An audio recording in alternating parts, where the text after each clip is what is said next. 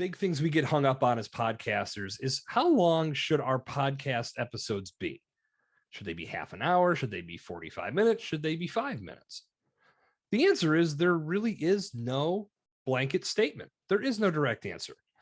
The length of time of your podcast is all about how long it takes for you to deliver the value and the point that you're looking to deliver with your episode. Travis Brown and I got into a huge conversation about this on season 2 of Pod Theory. And today I'm going to share a clip with you from that episode. The new season of Pod Theory goes live on Monday, September 27th. 11 fresh episodes all about the myths and misconceptions of podcasting. And today, here's a clip that talks about, should you be concerned with the length of time your podcast episodes are? Take a look there. And that's what happens when you're trying to create this certain length podcast, is you start putting in filler that doesn't belong, or you start rambling and blah, blah, blah, blah, blah. Kind of like I'm doing right now, but I'm going to bring it back to the point. Notice I can catch myself at this juncture, but if you keep your mindset there, it's going to make for a much better production, and your listener is going to get better value from you at the end of the day. Very well said. Yeah, I think that there's a lot of fluff in podcasts. I think there's a lot of extra stuff stuck in to make something a certain length, and that's all the stuff that can be removed. If you can think about a subtractive creator mindset, like, does this really drive home the point? And cut it out. Just because you record it doesn't mean it has to go on the show. And right. So, start to think about how you can trim down. I like to think about content as like a statue, right? You start with this big block of rock, and then you start chiseling things away to expose the thing that you want people to see. So can you take that mindset into podcasting? And if you're making shorter form episodes, you're also having empathy. I think empathy is the theme of a lot of these episodes of like, does your listener need to listen to an hour and a half to get the point? No. Can you put it in 12 minutes? Again, we talked about micro courses. People don't want to buy 80 hours of video. Do they want to listen to an hour and a half to get to you making the point that they're there? Because with podcasting, you get one shot. It's the title.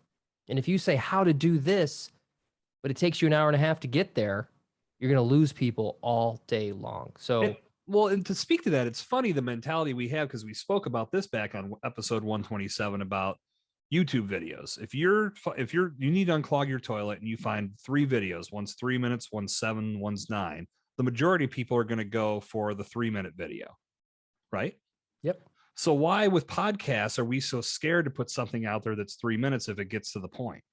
Why do we feel that we need to get, oh, well, I need to get at least 30 minutes out there. I need to at least get 40 minutes out there. Like, no, there's no right answer. It's just in how you deliver the message that you want to deliver when you put that content out. Yeah, there's no association with length being tied to value. Right, exactly. So, you can either, that's why, that's not why pop songs are 3 minutes. Pop songs are 3 minutes because it was all that would fit on the actual record.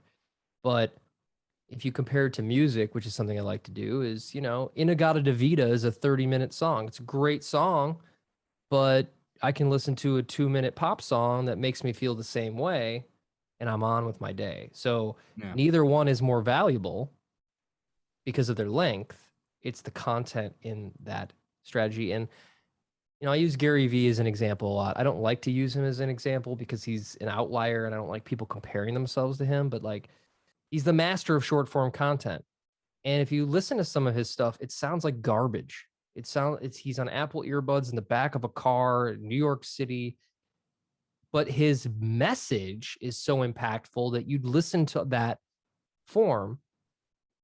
Like if somebody told you, I'm going to play you The Meaning of Life, and it's 3 minutes long, but there's all this like static and stuff, you would sit there and really focus in and try to listen to it because it's an impactful thing to learn.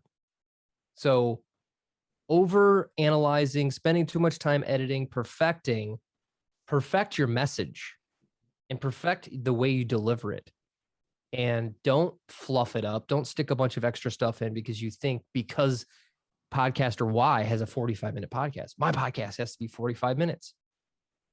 We don't have a timer on this. We're going to go until it takes us to get you to the point where you realize that you do have enough time. one of the initial things that you can do in the very beginning when you're planning out your podcast, or even if you're taking strides to improve your podcast and cut back your time, is identify what your target listener is looking for. If you're doing a podcast where your target listener has a 30-minute workout in the morning and that's when they're going to consume your show, make sure you're serving them something that they can consume in that 30-minute period. If they have a 45-minute commute, then you've got a little extra time to play with. But if you know what your ideal listener is looking for, then you know how to craft a ballpark figure on your show. Don't try to hit exactly, because that's just silly and useless.